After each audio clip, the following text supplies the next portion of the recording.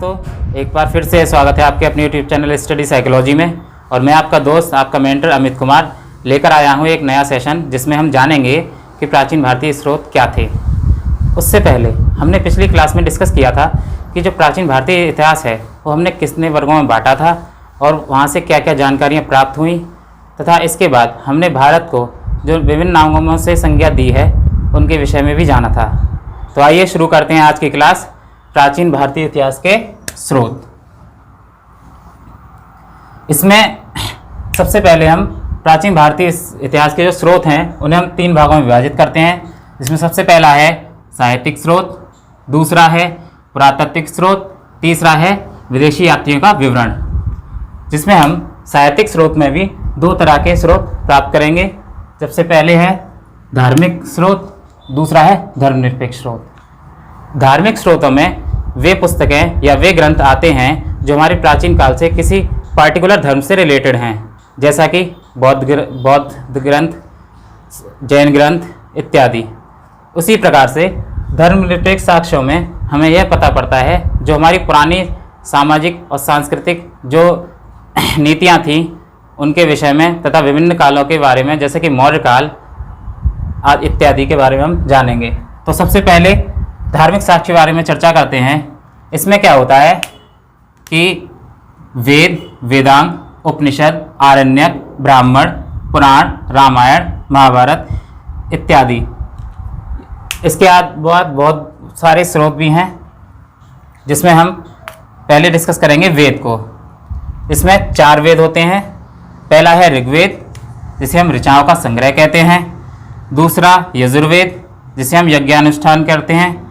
तीसरा सामवेद, जो संगीत से रिलेटेड है। और चौथा है अथर्ववेद। अथर्ववेद में हम तंत्र मंत्र तथा जादू टोने के विषय में जानकारी प्राप्त करते हैं। इन सारे वेदों के विषय में हम विस्तृत रूप से चर्चा करेंगे हम ऋग्वेद कालीन और उत्तर वैदिक काल में, ठीक है। इसके बाद आते हैं वेदांग। वेदांगों की संख्या जो होती है वो 6 होती है। सबसे पहला शिक्षा, दूसरा कल्प, तीसरा ज्योतिष, चौथा निरुक्त, 5वां व्याकरण और छठा छंद। इसके बाद कुछ हमें बौद्ध ग्रंथ भी देखने को मिलते हैं, जिसमें हम त्रिपिटक, निकाय और जातक, ये महत्वपूर्ण बौद्ध ग्रंथ हैं। कुछ बौद्ध ग्रंथ दीपवंश और महावंश में मौर्यकालीन पर्याप्त जानकारी उपलब्ध होती है, तथा मिलिंद हो जो नागसेन द्वारा रचित है, इसमें हिंद यवन शासक मिनांडर के विषय में सूचना मिलती है। तथा जातक ग्रंथों में बुद्ध तथा बोधिसत्व के जीवन के विषय में जानकारी प्राप्त होती है। तथा एक अन्य बौद्ध ग्रंथ जो कथा वस्तु है, उसमें हम बौद्ध के जीवन से संबंधित कथानकों का विवरण देखते हैं।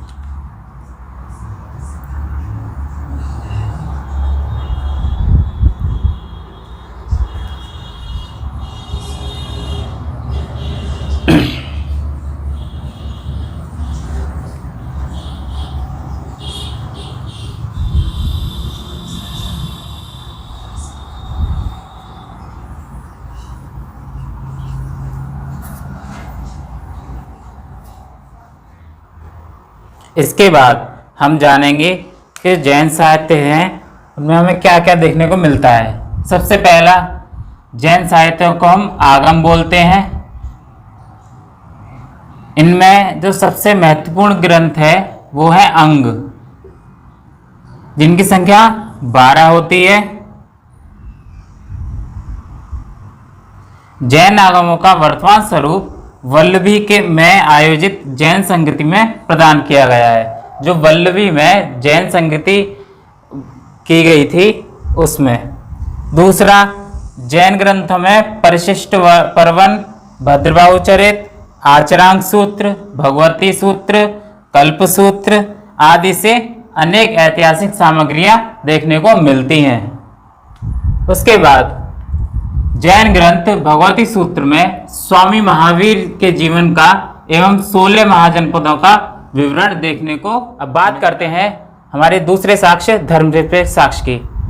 धर्मनिरपेक्ष साक्ष्य वे साम्राज्य की जानकारी प्रदान करते हैं जो वहाँ उस समय पर सामाजिक, आर्थिक और राजनीतिक जीवन के बारे में हमको बताते हैं। जैसा कि शुंग काल में पतंजलि ने पाणिनि की अष्टाध्यायी ग्रंथ पर एक टीका लिखा था, जिसे हम महाभाष्य बोलते हैं। महाभाष्य जो पुस्तक है वह संस्कृत व्याकरण का पहला ग्रंथ है।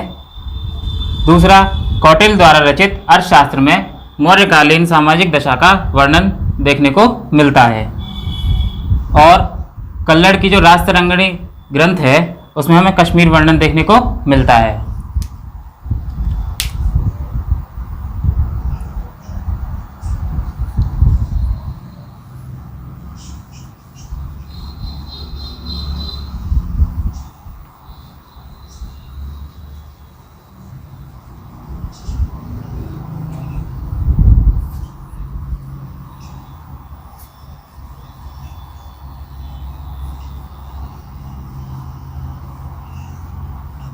के बाद कुछ ऐतिहासिक ग्रंथों के बारे में भी हम जानकारी प्राप्त करते हैं।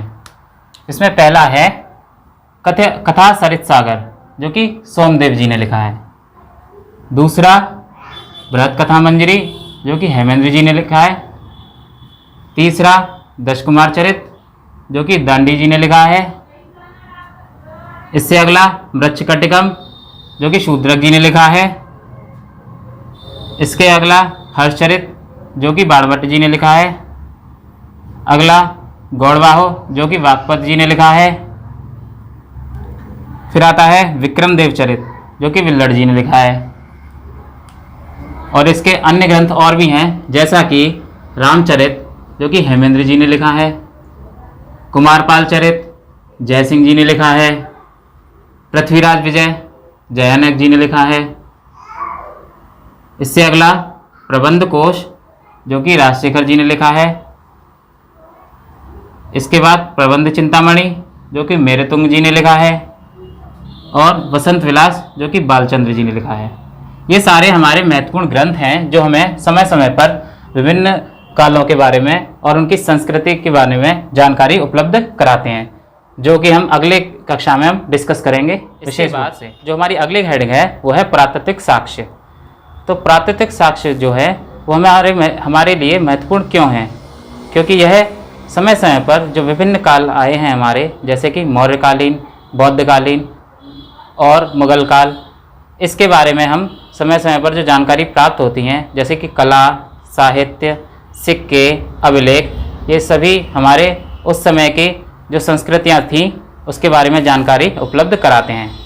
इसके विषय में हम अगली कक्षा में विशेष रूप से चर्चा करेंगे। तो दोस्तों, और अगर आप आज का हमारा लेक्चर पसंद आया हो तो इसे ज़्यादा से ज़्यादा लाइक करें, चैनल को सब्सक्राइब करें और ज़्यादा से ज़्यादा दोस्तों में शेयर करें। धन्यवाद।